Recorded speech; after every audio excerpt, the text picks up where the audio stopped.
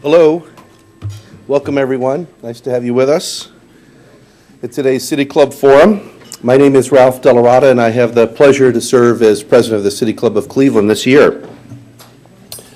Our regular members will know this, but I always love to say this because we're getting close to our 100-year anniversary. But the City Club was established in October of 1912.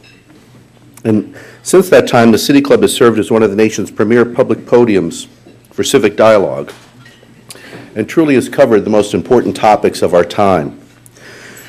The City Club draws our guest speakers from a variety of fields and backgrounds, providing a national forum of free speech.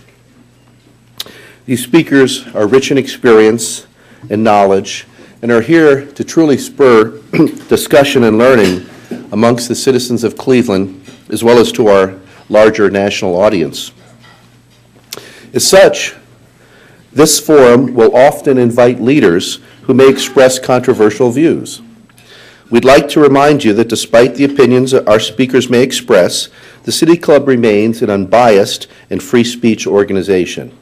I like to refer to it as, and the term that Jim Foster always refers to it as a citadel of free speech. Our guest today, Norman Finkelstein, is an American political scientist and author who has spent much of his life researching the Arab-Israeli conflict and the Holocaust. Mr. Finkelstein, a Jewish son of two Holocaust survivors, has authored 5 books that have been translated into more than 40 foreign editions. His most recent title is A Farewell to Israel, The Coming Breakup of American Zionism, and will be published in 2009. Finkelstein's work is undoubtedly methodical and well-researched. In fact, leading scholars and historians in similar fields have supported his research and praised his groundbreaking ideas. However, at the same time, Mr. Finkelstein's writings have been widely criticized and, as some can imagine, ridiculed. This may come as no major surprise when one examines his unconventional thoughts. In his 2003 book, The Holocaust Industry: Reflections on the Exploitation of Jewish Suffering, Mr. Finkelstein writes about how the Jewish community has taken advantage of the Holocaust for financial and political gains, thereby sullying the memory of those who perished. He has termed Jewish organizations that campaign for Holocaust reparations as a gang of wretched crooks that steal the overwhelming majority of the money earmarked for Nazi victims while distributing minimal amounts to those who deserve it. Norman has also become a staunch anti-Zionist, characterizing hardline Israeli supporters as Nazis with beards and black hats, and vocally charging Israel as guilty of state terrorism much more lethal in nature than that of Hamas. He has also voiced support for Hezbollah, the Lebanese terrorist group. Mr. Finkelstein maintains that one cannot truly understand the Arab-Israeli situation on the ground by simply observing biased media input or output. He has personally spent time in the occupied Palestinian territories and has developed friendships to parallel his strongly held beliefs. In May of this year, Mr. Finkelstein was denied entry to, deported, and banned from entering Israel for 10 years. Israeli officials believed he had contacts with elements hostile to Israel. Furthermore, Mr. Finkelstein has even practically stated that Americans deserve the events of September 11, 2001 as a wake-up call to realize the problems facing humanity around the world. With views such as these, it is no shock that Norman Finkelstein has been surrounded by controversy for many years.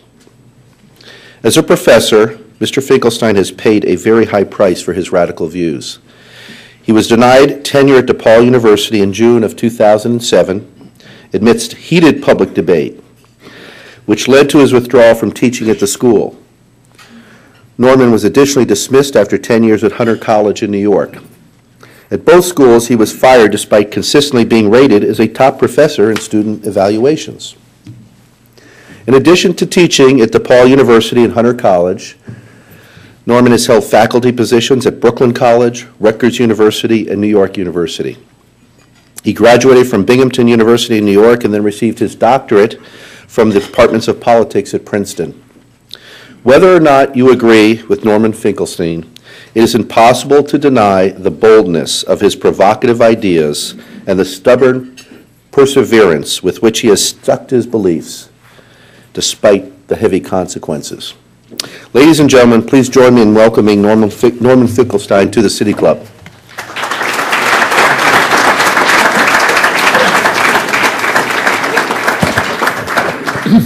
I must say I never received an introduction like that, and I'm almost bewildered that I got an invitation after. I'm not sure if I would have invited me after an introduction like that.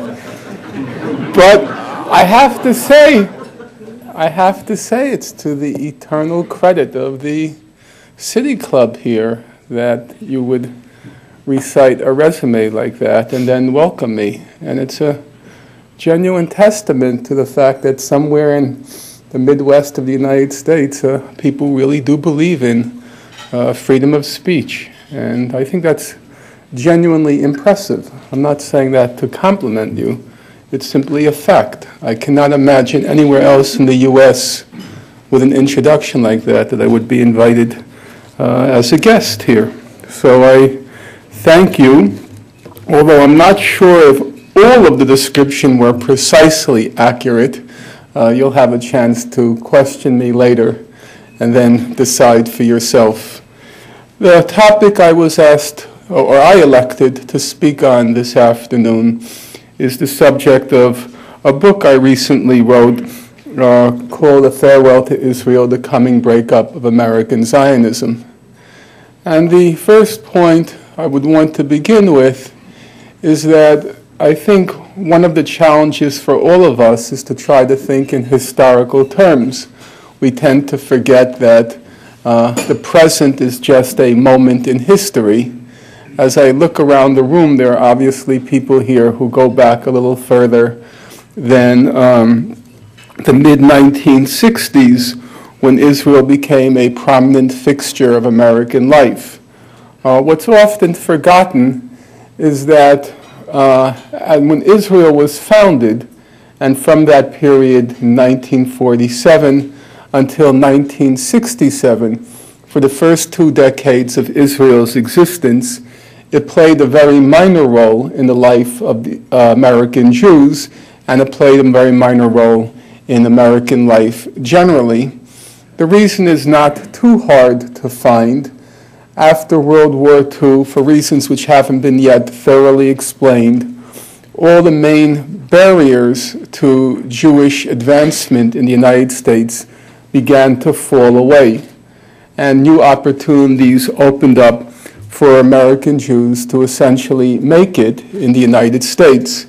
It's when the barriers in the professions, in university life, and so forth were finally lifted, and American Jewry began to enter the professions in significant numbers, which is to say there were now opportunities for American Jews to acquire power and privilege in the United States. And exactly at this moment, when American Jews are beginning to make it in the United States, suddenly this state comes into existence, which calls itself a Jewish state, and which claims the primary loyalty of all Jews around the world. And so now American Jews are faced with a serious dilemma. And the dilemma is, historically, Jews have always had to bear this burden of what was called dual loyalty. Namely, there was a claim that Jews had a formal loyalty to the states in which they resided, but there was also a claim that Jews had a super loyalty to international Jewry. And that was obviously used very much against Jews throughout their history, the claim that you can't really trust the loyalty of Jews to your country because they had a special loyalty to the Jewish people.